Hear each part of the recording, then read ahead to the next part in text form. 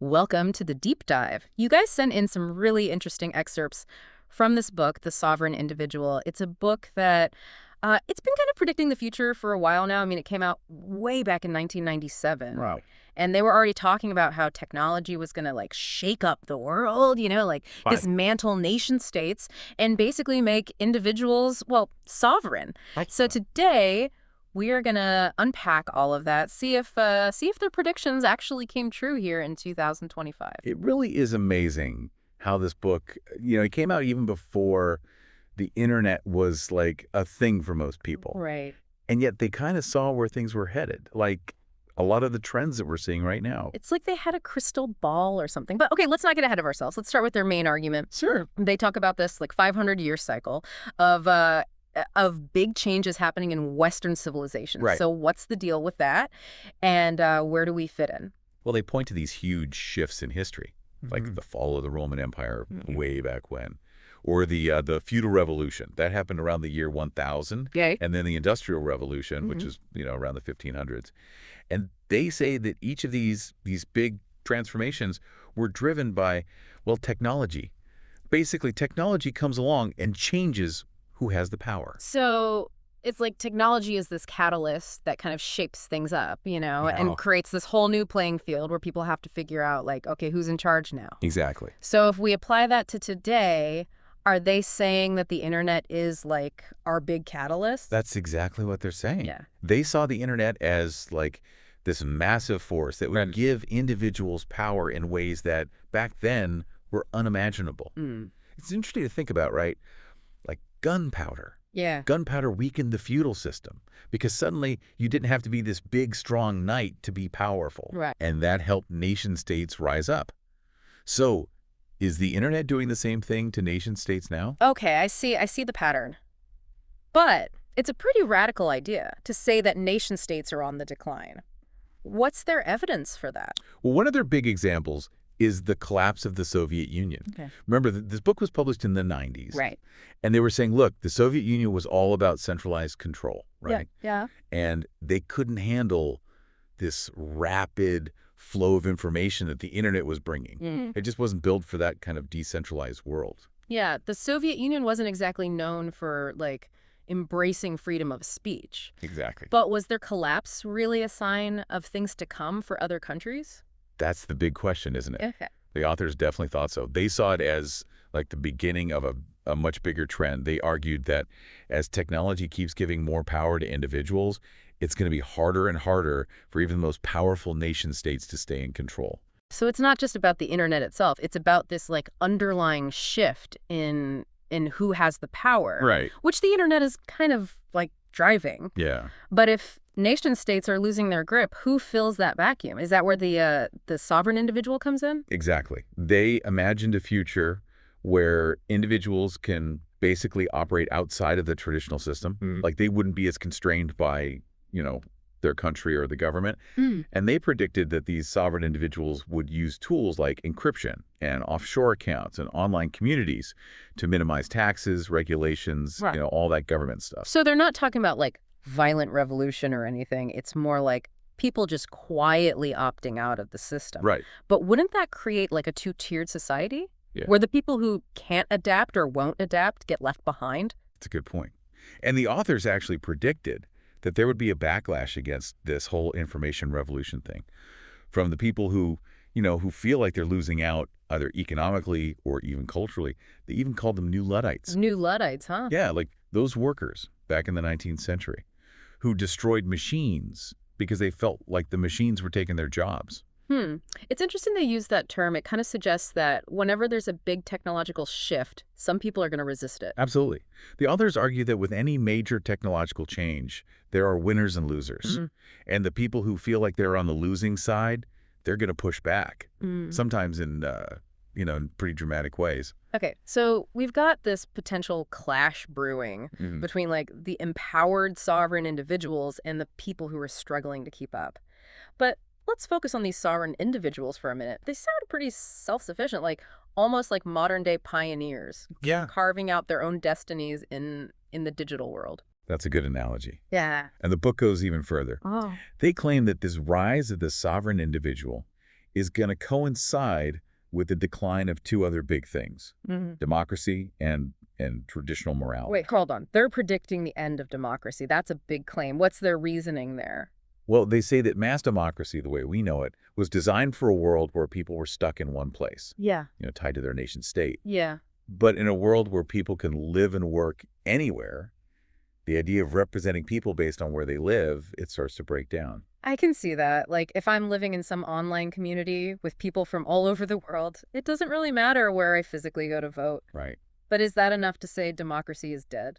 That's a big question. Yeah. And one we'll definitely need to dig into more. But first, let's tackle this other big prediction, the decline of traditional morality. Okay. Because if everyone's making their own rules and living by their own values, doesn't that lead to chaos? Like, how do we hold society together in a world of sovereign individuals? Well, that's where their idea of responsibility-based morality comes in. They say that in the information age, individuals have way more freedom and autonomy. But with that comes a bigger responsibility for our own choices and actions. So instead of looking to, like, the government or religion to tell us what's right and wrong, we have to figure it out for ourselves. Exactly. They argue that this shift to responsibility-based morality isn't just necessary for navigating a more complex world. It's actually a more, how do I put it, a more mature and resilient way of thinking about morality. Okay, I can see the logic there on like an individual level. Yeah. But how does that work on a larger scale? What happens when my sense of responsibility clashes with yours? That's where they bring in this idea of competitive territorial clubs. Basically, they think people will voluntarily group themselves into communities that share their values and priorities. Oh, right, like those cat lover communes and digital nomad enclaves we talked about earlier. Exactly. Instead of trying to force everyone to follow one set of morals, we'll have this more diverse landscape where people can choose the communities that fit them best. It's like a choose-your-own-adventure for morality. Kind of, yeah. It's a really thought-provoking idea, but one that definitely raises a lot of questions. Yeah, for sure. But before we jump into all that, I think we need to talk about the economics of this sovereign individual future. Definitely. Because even in a world of online communities and personalized morality, people still got to make a living. Right. You can't pay rent with good intentions. Exactly. So how do they see the economy evolving in this new era of individual empowerment? Well, they predicted a shift away from those big traditional economies that are tied to specific locations Okay. towards something more decentralized and global, where individuals and small businesses can compete with huge corporations and even, nation states. So, a world where anyone with an internet connection and a good idea can be a global entrepreneur. That sounds pretty exciting, but also kind of scary. What are the specific technologies they think will drive this economic change? Well, they talk about the rise of e-commerce platforms, which, we're already seeing that now. Right. But they also predicted this rise of decentralized manufacturing, powered by 3D printing and other advanced tech. They argued that this would allow people to make things locally, on demand, without needing big factories and complicated supply chains. So instead of mass-produced stuff, we'll have more customized products made by like local artisans and small businesses. It's like Etsy, but for everything. Yeah, it's a fascinating possibility. And it raises all sorts of questions about, the future of work, the role of technology, and how wealth will be distributed. Right, because even if technology makes individuals more powerful, it doesn't guarantee that everyone's going to be equal. Speaking of wealth, they also talk about the role of cyber money in all of this. What exactly is that, and how does it fit into their vision? They basically predicted a shift away from traditional currencies controlled by, central banks Yep. towards digital currencies like Bitcoin and all those other cryptocurrencies. They thought that this would give individuals more control over their money and make it harder for governments to mess with the economy. So it's about taking control of your own finances. But isn't that a little risky? I mean, cryptocurrencies are known for being pretty volatile. It's true. Digital currencies are still pretty new, and they've definitely had their ups and downs. But the authors argued that as the technology improves and as we figure out the regulations, digital currencies will become more stable. Okay, so it's a gamble, but with, like, potentially big rewards. Exactly. But even if the sovereign money thing takes off, how does that tie into the whole sovereign individual idea? They saw cyber money as a crucial tool for both empowering individuals and weakening nation states. They argued that as more people use digital currencies, it'll become harder for governments to track the flow of money and enforce tax laws. So it's not just about personal financial freedom. It's about challenging the government's power over the economy. Exactly. And this goes back to their prediction about the decline of nation states. They argued that as technology keeps chipping away at what governments can do, individuals will have more opportunities to operate independently Yeah. and create their own systems for governing themselves and for exchanging goods and services. Okay, so we've got this world where individuals are empowered by technology, nation states are kind of fading away, traditional morality is being like renegotiated, and digital currencies are shaking up the financial system. It's a radical vision, honestly, a little overwhelming. I know, it's a lot to take in, and we've only just scratched the surface. Welcome back to the deep dive. Last Mhm. time we left off thinking about this future where individuals are like more and more sovereign and nation states are kind of struggling to keep up. It's a wild idea and it raises so many questions. It really does. Yeah. And maybe the biggest question is if these traditional power structures are fading, what takes their place? Yeah. Like, do we just descend into chaos? Yeah. Or does something new come along? Right, because even if I become this super capable sovereign individual, I'm still going to need some kind of framework, right? Some rules of the game, some way to like settle disagreements, and maybe even some protection from those new Luddites we talked about. So what's the plan? Does the sovereign individual offer any solutions? They do. Hmm. The authors imagine a future where things like governance and security are provided more by, well, private organizations and voluntary agreements, Yeah. not so much by traditional nation states. They think these functions can be done more efficiently and more effectively in a more decentralized system driven by the market. So instead of paying taxes to a government that, maybe doesn't even represent me, I'd be choosing the services I want and paying for them directly. It's like an a la carte menu for governance and security. But wouldn't that just create a system where the rich can buy the best protection and everyone else is like left out in the cold? That's a valid concern. And the authors do recognize that there's a potential for inequality in this new world. But they argue that technology can actually help level the playing field, too, by giving individuals access to tools and resources that before were only available to, the elite. So there's this risk of making the rich richer, but there's also this possibility that technology could empower people who've been excluded from power before. Exactly. They believed that the information age could lead to a more fluid, more dynamic society, where individuals have more agency and more control over their own lives. Okay, that's a more hopeful way to look at it, but I'm still wrestling with this shift away from like traditional government. If we're not relying on governments to provide security or to resolve disputes, what takes their place? Do we just cross our fingers and hope everyone plays nice in the digital sandbox? Well, the authors suggest a bunch of potential solutions. Things like private arbitration courts, online reputation systems, even blockchain-based governance platforms. Blockchain governance. That sounds like something straight out of science fiction. How would that even work? It's complicated, but basically, blockchain technology could be used to create these really transparent, tamper-proof systems for, keeping track of agreements, settling disputes, even managing shared resources. So imagine a world where like contracts are automatically enforced by smart contracts on a blockchain and disagreements are resolved by like decentralized platforms and community resources are managed all transparently through these distributed ledgers. That's the idea. The authors believe that these kinds of technologies could open up new ways of governing ourselves, ways that are more efficient, more accountable, and more responsive to the needs of individuals and communities. Okay, that's a pretty mind-blowing vision of the future, but it also raises a ton of questions like who designs these systems? Who sets the rules? How do we make sure they're fair? It seems like there's a lot of room for things to go wrong. You're absolutely right. There are definitely risks and challenges that come with these new technologies, and the authors don't shy away from that. They admit that the transition to a more decentralized world is going to be messy and unpredictable. So it's not a utopia, it's more like a giant experiment with, no guarantees. That's a good way to put it.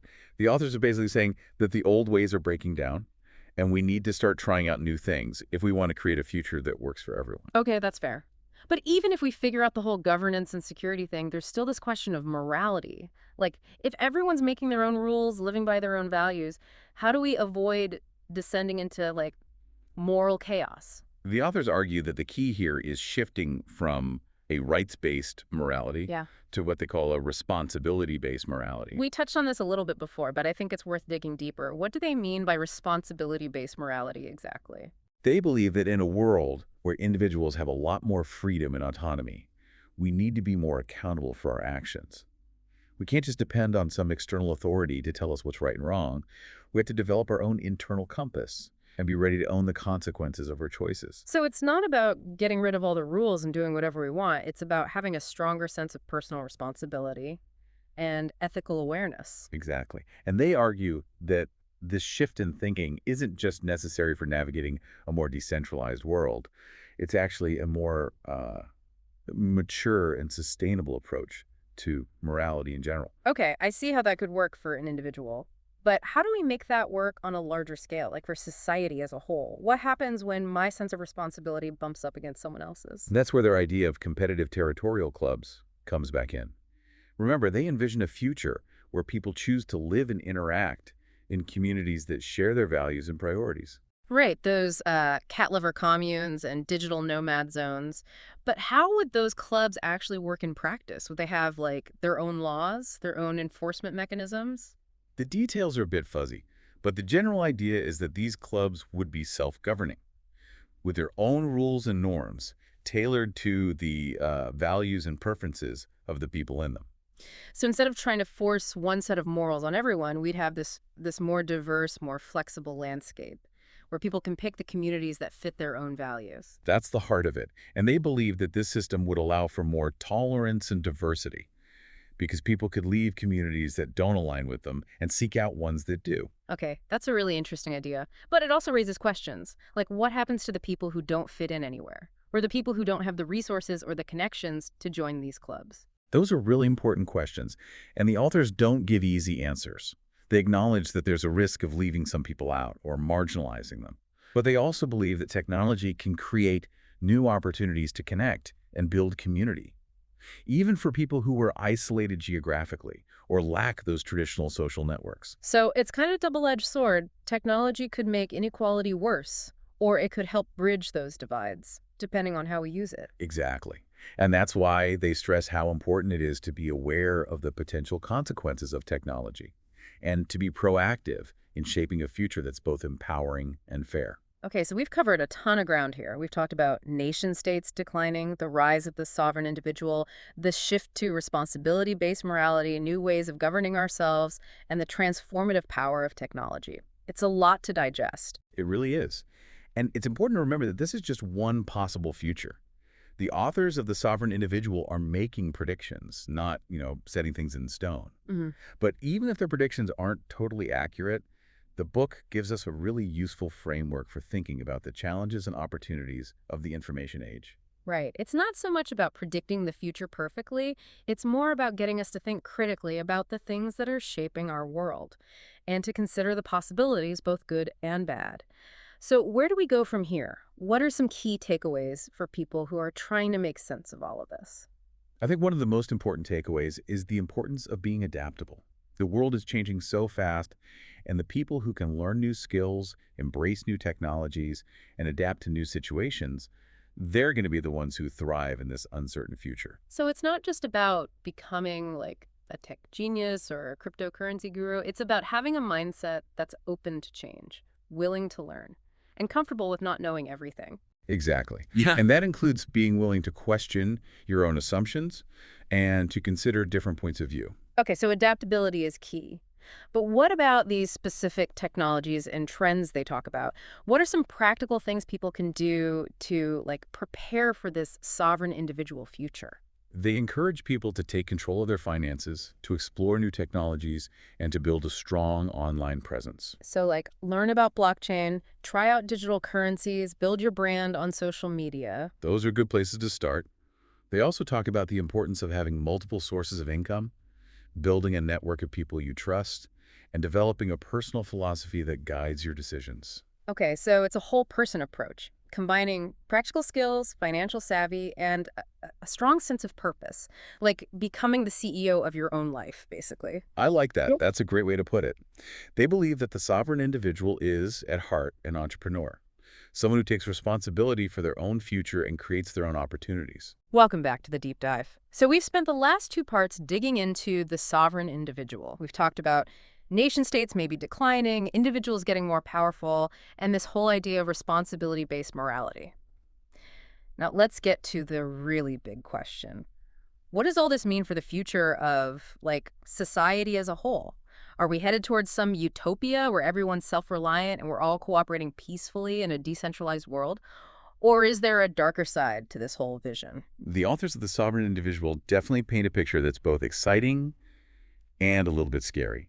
They argue that technology is going to keep shaking things up, disrupting those traditional power structures. Yeah. And they think we're going to see a fundamental shift in how society is organized. Like the old hierarchies will crumble and new forms of community and governance will pop up. It's a vision that's full of potential, but yeah, there are definitely risks. Like they talk about democracy declining. Is that like an inevitable consequence of all this? Or are there ways to keep those democratic values alive, even in a world that's more decentralized? That's a tough one. There aren't any easy answers. The authors argue that the way we do democracy now, with representatives based on where you live, it doesn't really work in a world where people are constantly moving around and connected online. Right. They think we'll need new ways of governing ourselves Yeah. based on more fluid and dynamic ways of participating. So instead of voting for someone based on my zip code, maybe I'm participating in online forums or contributing to open source projects or even using like blockchain-based voting systems to directly weigh in on decisions. Exactly. Those are just a few examples. The important thing, they say, is to find ways to give individuals a real voice, even as those traditional structures of power weaken. Okay, so it's not necessarily the end of democracy. It's more like democracy transforming into something that fits a more decentralized world. Right. But what about conflict? If everyone's becoming more self-reliant, less dependent on traditional authorities, doesn't that, like, increase the risk of disagreements turning into, well, something worse? That's a totally valid concern. And the authors acknowledge that the transition to a more decentralized world is probably going to be bumpy. They say we might see more crime, terrorism, even wars between different groups as the old order breaks down. That's a bit of a scary thought. But do they offer any, like, solutions for dealing with that? Do they see a world where everyone's armed and constantly on edge? Or is there a more peaceful path forward? They believe the key to keeping things stable in a decentralized world isn't through force, but through cooperation and voluntary agreements. They imagine people coming together, forming their own systems of security, figuring out ways to resolve disputes, and protecting each other. So instead of having like a central police force or military, we might see private security companies, community watch groups, even online platforms where people can pool resources and coordinate their efforts to deal with threats. Yeah, exactly. They argue that security becomes more of a choice, not an obligation. People can decide how much protection they want and hire the providers who meet their needs. Okay, so it's a more individualized, market-based approach to security. But what about abuse? Like, what's to stop those private security companies from becoming, mini armies, or those online platforms from being used to harass people? Those are good points, and the authors recognize that we'll need safeguards. They think transparency, accountability, and competition will be super important to make sure these new security systems actually serve people and don't become tools of oppression. So it's about spreading the power around, but also having ways to hold those in power accountable. It sounds like a tricky balance to strike. It definitely is. Yeah. And the authors don't claim to have all the answers. They're more offering a way to think about the challenges and opportunities of a world that's becoming more decentralized and individualistic. They think the solutions will come from the creativity of the people themselves. Okay, so it's not a step-by-step plan. It's more like a set of principles to guide us as we navigate this new territory. But if we zoom out and look at the big picture, what's the main message of the sovereign individual? What's the one thing they really want us to take away from all of this? I think the core message is empowerment. They believe technology is giving us as individuals more power than ever before to shape our own lives, connect with others, create a world that reflects our values. They see the sovereign individual as like the hero of this story, someone who embraces change, takes responsibility, and helps build a better world. It's definitely an inspiring vision, and it kind of captures the mood of our times. But we also have to remember, with great power comes great responsibility, right? If we want a future where individual sovereignty really works, we got to be aware of the potential downsides and work together to create a world where everyone has a chance to succeed.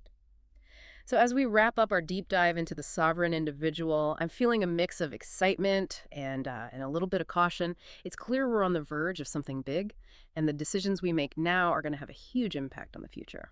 Thanks for joining us on this exploration. It's been great talking about these ideas with you. And remember, the future isn't something that just happens to us. We make it.